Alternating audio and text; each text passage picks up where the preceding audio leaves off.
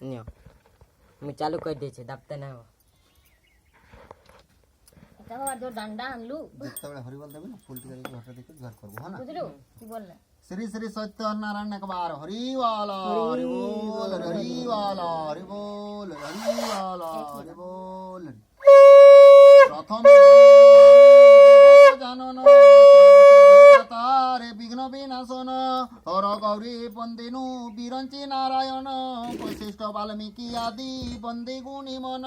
প্রণমিনু সত্যপীর নিয়ত হাসিল যাহার কৃপায় হয় ভুবন অখিল লক্ষ্মী সরস্বতী বন্দে কালী কোরালিনী সত্যপীর উপাখ্যান অপূর্ব কাহানি শুন শুন সর্বজন হয়ে কোচিন্ত যার যে পাইবে বর মনের বাঞ্ছিত ব্রাহ্মণী এক ছিল মথুরায় ভিক্ষা করে কাটে কাল সুখ নাহি পায় একদিন সেই দ্বিজ ভ্রমিয়া নগর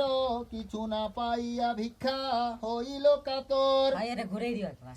বৃক্ষ তলে সে বিপ্র বিষাদিত মনে কান্দিতে লাগিল দ্বিজ ভিক্ষারে কারণে কান্দিতে কান্দিতে দ্বিজ হইল অস্থির দেখিয়া দয়াদ বড়